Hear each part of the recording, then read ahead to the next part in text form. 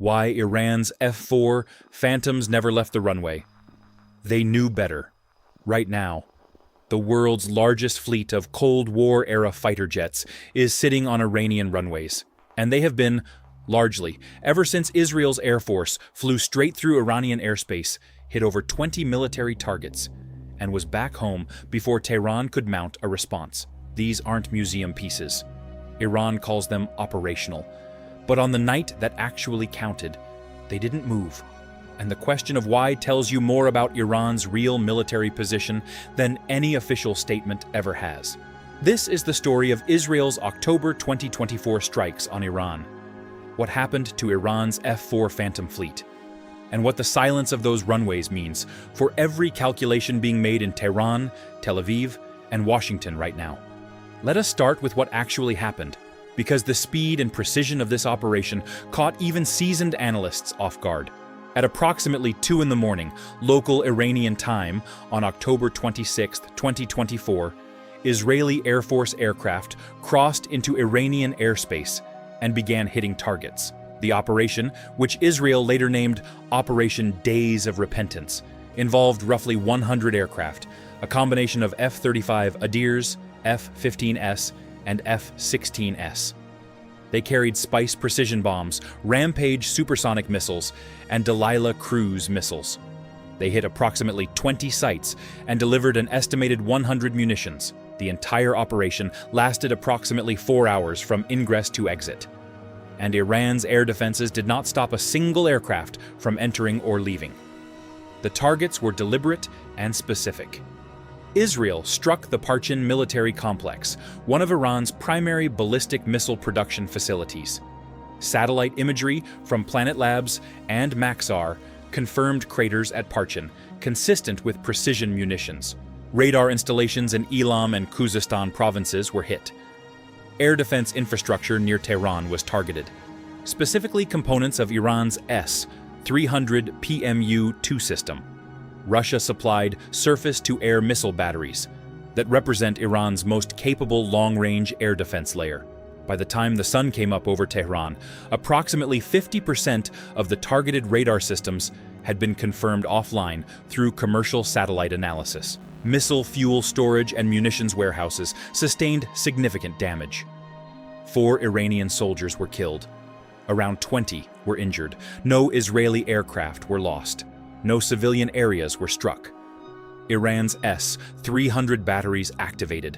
Air raid sirens sounded across Tehran. The Islamic Revolutionary Guard Corps raised its alert status. And Iran's F-4 Phantom fighters, 63 of them, the largest active fleet of that aircraft anywhere on the planet, stayed exactly where they were. But to understand why that matters, you need to understand what triggered this in the first place. On October 1st, 2024, Iran fired approximately 200 ballistic missiles at Israel in at least 2 waves. That strike was itself a retaliation for Israel's killing of Hezbollah Secretary General Hassan Nasrallah on September 27th, and for the simultaneous death of an Islamic Revolutionary Guard Corps general in Beirut. Iran framed the October missile barrage as a proportional response. Israel absorbed most of the missiles through its layered air defense network and immediately began planning a reply. That reply came 25 days later, and it exposed something Iran had spent years trying to conceal. So why did Israel choose this moment? And why didn't Iran respond in the air?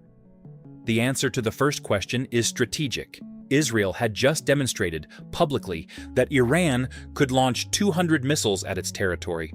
The political and military pressure to respond decisively was immense.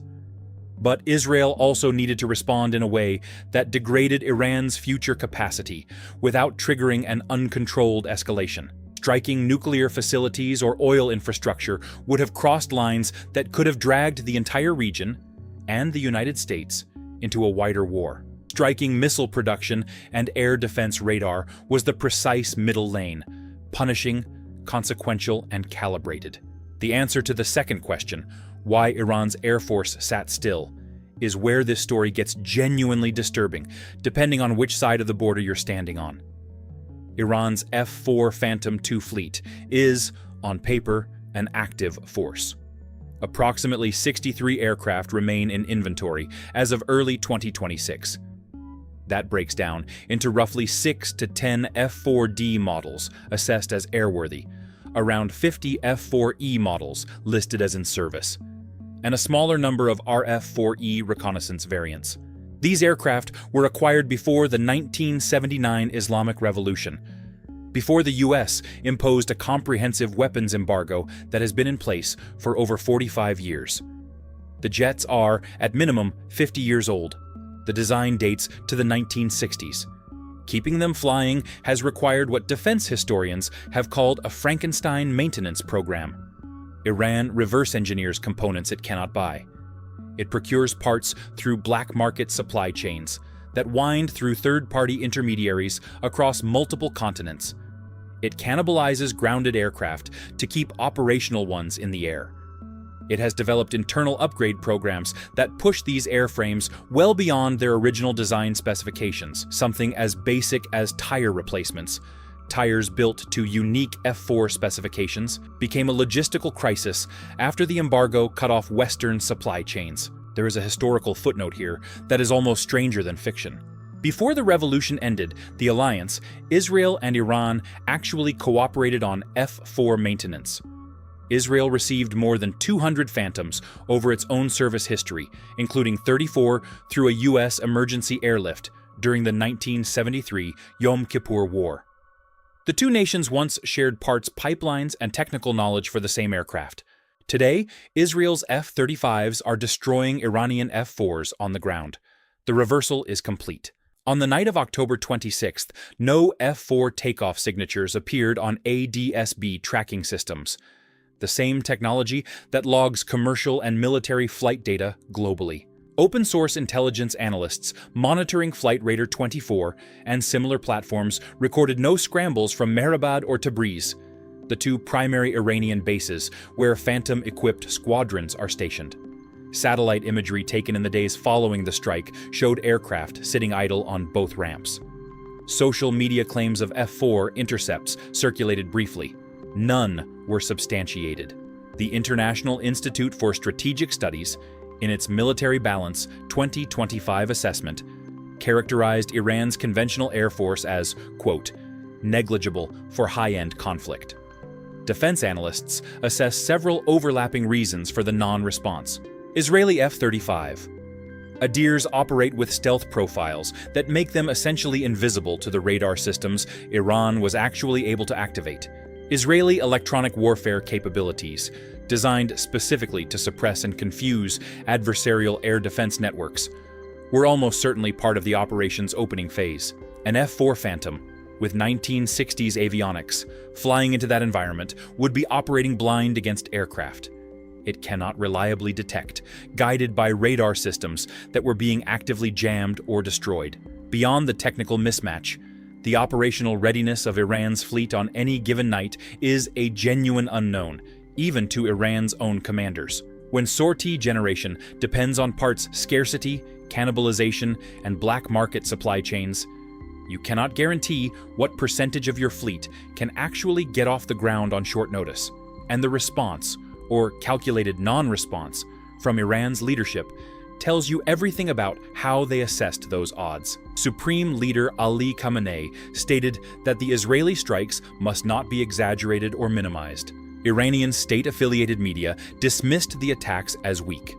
President Masoud Pezeshkian promised a response, but framed it around proxy forces, Hezbollah, the Houthis in Yemen, allied militia networks in Iraq and Syria, not a direct military counterstrike. Iranian state media outlet IRNA acknowledged limited damage, while minimizing the scope of what satellite imagery had already confirmed.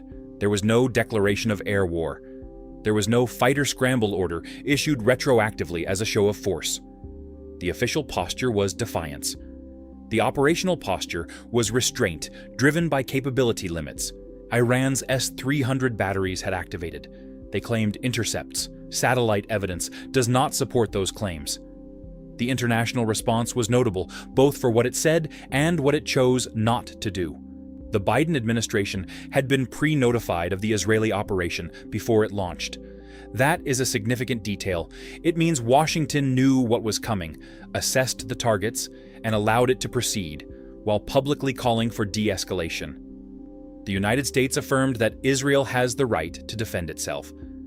The United States did not participate directly in the strikes. American DEFCON status remained unchanged. But the U.S. Navy had positioned the USS Abraham Lincoln Carrier Strike Group in the broader Middle East region in a posture of heightened readiness, not escalation, but a visible signal that American assets were close and watching. The USS Abraham Lincoln is not just a ship. A carrier strike group of that class includes the carrier itself, roughly 65 aircraft across multiple squadrons, guided missile destroyers, a fast attack submarine, and a combat logistics ship. Its presence in the region was a message to Tehran, and to any other actor considering opportunistic action in the chaos, that the United States could respond at scale if the situation expanded. The United Kingdom and France both publicly supported Israel's right to self-defense. Germany urged Iran against further escalation. Russia and China condemned the Israeli strikes, as they reliably do, but provided no material military support to Iran. No Security Council emergency session was convened. United Nations Secretary-General Antonio Guterres condemned the broadening of the Middle East conflict and urged restraint, a statement that carried moral weight and no enforcement mechanism. The absence of a UN Security Council meeting is worth noting. It reflects the structural reality of that body. Any session would face a US or British veto on any resolution condemning Israel, and Russia and China would block any resolution condemning Iran. The diplomatic channel, functionally, was closed before it opened. For the people living inside Iran during those hours, the official posture and the lived experience were two very different things. In Tehran, air raid sirens activated before dawn. Residents in neighborhoods near military installations were jolted awake by a combination of sirens and the distant percussion of what Iranian media initially described as air defense activity. A shelter-in-place advisory was briefly issued. Iranians who had lived through the Iran-Iraq War, when Iraqi missiles and aircraft struck Tehran repeatedly throughout the 1980s, recognized the sound of a city on alert. The psychological weight of that recognition for a population that has lived under sanctions and regional tension for decades is not easily quantified. Iranian media was briefly jammed locally. The government moved to control the information environment almost immediately, limiting independent reporting on what had actually been struck and what the damage looked like on the ground. Hospitals in Tehran treated military personnel from the strikes. No civilian hospitals reported mass casualty events. No civilian neighborhoods were struck. But in a country where military facilities and civilian infrastructure often exist in geographic proximity, the line between military impact and civilian anxiety is never clean. Airspace over Jordan and Iraq was temporarily closed, as both countries responded to the uncertainty of Israeli aircraft transiting the region. There were no refugee flows, no displacement orders, and no mass evacuation. The physical destruction was contained to military sites. The psychological impact on a population already living under compounding economic pressure was harder to contain. The Iranian rial dipped approximately 2% in the immediate aftermath before recovering. That brief currency movement in a country where the rial has lost the majority of its value over the past decade due to sanctions was absorbed by an economy already operating in crisis conditions. The Strait of Hormuz, the narrow waterway through which roughly 20% of the world's traded oil passes, remained open throughout.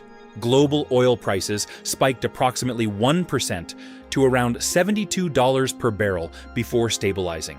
U.S. average gas prices at the pump remained near $3.20 per gallon. For American investors, retirees with market exposure, and workers whose daily budgets turn on fuel costs, that stability was meaningful, but it was also contingent. It held because the strikes were calibrated and Iran did not escalate. A different set of decisions on either side could have produced a very different outcome at the pump and in the markets. And then, in March 2026, the situation moved again.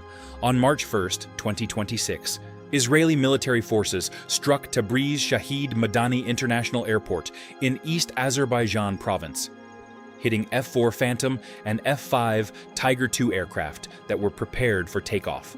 The Israeli Defense Forces stated publicly that the aircraft had been assessed as prepared for takeoff.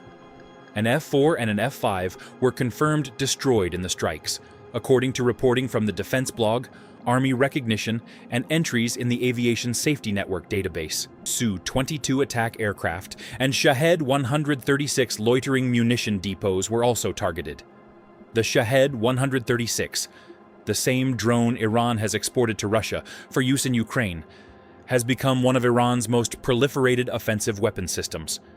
Targeting those depots introduced logistical delays into a production and storage network that Iran has deliberately dispersed to make it harder to neutralize in a single strike. The destruction of even individual F-4 airframes is strategically significant in a way that would not be true for a larger, more modern fleet. Iran cannot replace them. The Western embargo makes acquisition of equivalent Western origin impossible through official channels. Purchasing Russian or Chinese aircraft at scale would require financing, training pipelines, and logistics infrastructure that sanctions have made extremely difficult to develop. Each F-4 that is destroyed on the ground is a reduction in Iran's heavy strike capacity that cannot be readily regenerated. Not next year, possibly not in this decade. The International Institute for Strategic Studies and the Center for Strategic and International Studies have both assessed Iran's conventional air force as structurally degraded relative to the threats it faces. Iran's real deterrent posture, analysts conclude, rests on three pillars: its ballistic missile arsenal, its proxy network across the region, and its nuclear program, which remains under International Atomic Energy Agency monitoring, though Iran has significantly advanced uranium enrichment in recent years. The IAEA is the United Nations nuclear watchdog, responsible for verifying that civilian nuclear programs are not being diverted toward weapons development. Iran's cooperation with IAEA inspectors has been increasingly limited, which is itself a source of escalating concern in Washington and European capitals. What comes next is the question no intelligence agency, no analyst, and no government has a confident answer to. Iran faces a compounding set of pressures heading into the remainder of 2026. Its most capable air defense radars have been partially degraded. Its ballistic missile production infrastructure sustained damage that will take months, possibly years, to fully reconstitute. Its F-4 fleet is smaller than it was in March 2026, than it was in October 2024. Its proxy networks, Hezbollah, the Houthis, Iraqi militias, have themselves absorbed significant Israeli and American military pressure over the same period, and its economy continues to operate under sanctions that limit its ability to import, finance, or rebuild. But a nation that is cornered does not necessarily become more predictable. It can become more dangerous. Iran still possesses a ballistic missile arsenal that demonstrated on October 1, 2024, its capacity to launch 200 missiles in a matter of hours. It still maintains uranium enrichment at levels that keep the question of weaponization closer to the surface than at any point in the past 2 decades. It still has the ability to threaten the Strait of Hormuz, not necessarily by closing it, but by making traffic through it uncertain enough to spike global energy prices in ways that reach every American's daily life. The next 72 hours of this story are always the most consequential, and right now the next chapter has not been written. What is confirmed is this: Israel demonstrated that it can penetrate Iranian airspace, destroy Iranian military infrastructure, and exit without losing a single aircraft. Iran demonstrated that it assessed the cost of air-to-air engagement as too high and chose not to risk its pilots and its aging fleet in a fight it had significant reason to believe it would lose. And those 63 F-4 Phantoms, maintained through decades of sanctions and improvisation and sheer engineering determination, sat on their runways while the country's air defenses burned around them. Not because Iran lacked the will to fight, but because the commanders who made that call understood, with clarity, what fighting that night would have cost them. That calculation, and the vulnerability it reveals, is now one of the most consequential open questions in Middle Eastern security, because the next time Israel's aircraft appear over Iran, Tehran will face the same choice again, and the options available to them will be fewer than before. Stay informed, stay close to this story, and don't look away.